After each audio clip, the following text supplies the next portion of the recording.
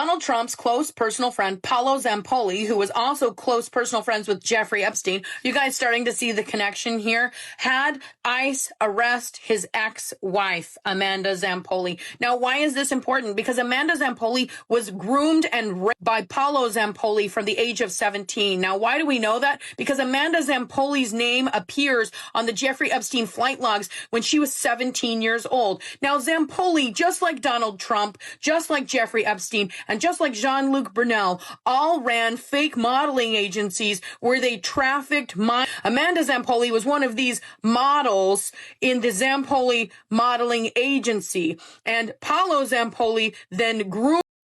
And then she ended up marrying him and staying with him until she escaped. They ended up having a child together. Now, Paolo Zampoli used his power and his friendship with Donald Trump to get Amanda Zampoli, who's originally from Brazil, taken into ICE custody, where Amanda Zampoli was put into a concentration camp for 5 months. She is now in hiding in Brazil, and her child is here in the United States with the who groomed her. There is an entire story here that nobody is fucking paying attention to, which is that all of these people are kids who hung out with Jeffrey Epstein. Why the fuck are we still letting this happen? Why is Donald Trump still president of the United States? All the dots are fucking there. Connect them, America.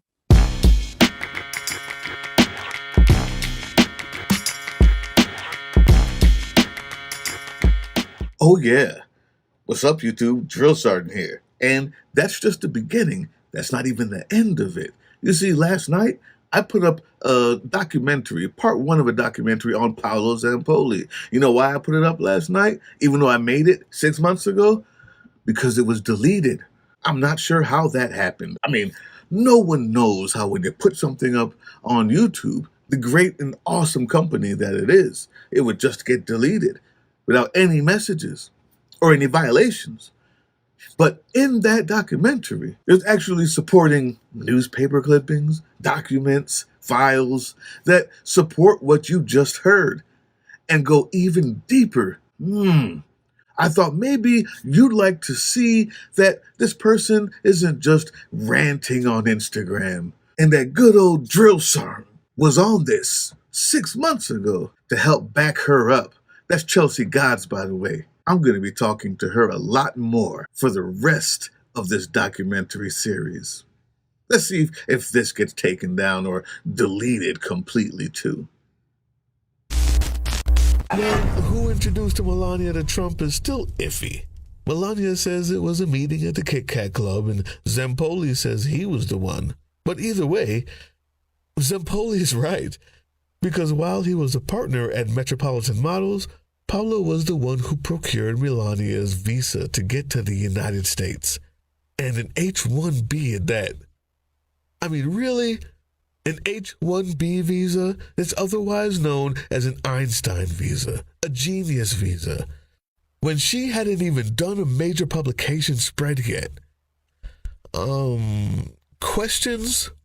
So anyway, I just feel like it sounds like a wild story, and I don't know why it matters who introduced you to your husband, and I don't know why it's better that an ID, ex modeling agent who, hung out with your husband, now husband, who then was dealing with beauty pageants for girls, which now we know, some of the recordings that have come out and stuff, unearthed, footage and whatever. He was a real estate agent. He worked for the Trump organization.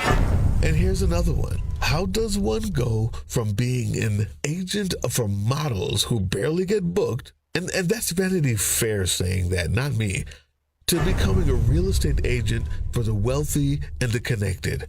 Well, it might have something to do with the court filings we've uncovered that seem to suggest, and in some cases straight up accuse Zampoli and all of the other model agencies attached to him to include Trump models. Ding. They weren't hiring models for the purpose of representing them, but more for the purpose of keeping them in buildings that they now somehow own, and then them for favors, or in Zampoli's case, power. Maybe. Maybe not. But I can say for sure, securing an Einstein visa for a model who never made a national cover in her life, but instead thinks the slogan "Be Best" is a presidential winner, certainly seems to pay for itself when you introduce her to the future president of the United States of America. In the coming episodes, we're going to show you the lawsuits brought against not only Zampoli's company, but the entire industry by hundreds of women, and how they were so easily dismissed and ignored by the same media that plays Ghislaine Maxwell's fraudulent and staged interview by someone promising her a pardon in return. In the coming episodes, we're going to talk about Paolo Zampoli's family and history in Italy, and how a tradition of treating bloodlines and handshakes positions men like him in places where the government and the mafia and corruption all pretty much look the same to me, if I'm honest. When Olivia says the only people who know the answers are women who modeled in the 90s and early 2000s, it's not meant only to be a statement of fact, it's an invitation. We will not use your story to get clicks, nor will we get excited about the details of your suffering and then leave you alone with no protection or resources or family or justice if we can pull it off. When Olivia says the only people who know the answers are women who modeled in the 90s and early 2000s, it's not meant only as a statement of fact. It's an invitation. We will not catch and kill your story and treat you as a hostile witness, because that's what's been happening, YouTube. Yeah. And that's why we refuse to make just another typical documentary. The main character in this documentary is not the main focus of episode 1. You are. Because that's who we believe. Hey, yeah, you. Before you click away to watch someone unbox a tactical toothbrush, let's talk about something real. Political Drain isn't just another content mill. We're a digital front in a very real war. Not with bullets, but with ideas, with action, and with solidarity. We pair urgent news with critical education. And we build community around actual resistance, not the hashtag kind. The kind that moves. But here's the thing. None of this is free. It isn't. Behind every video is time, labor, research, and some weird guy asking if we're going to pay the hosting bill. And yeah, some of that money goes to things we can't necessarily say out loud. If you know, you know. Let's just say our special ops aren't Call of Duty LARPers. They're people making real moves to protect, uplift, and organize. You're not just funding a channel. You're funding a resistance network in a world where capital still calls the shots. Unfortunately, in a system built on artificial scarcity, even mutual aid has a price tag. And if we want to grow, if we want to win, we need your help. We need your help. So if you've got even a few bucks to spare, toss it our way.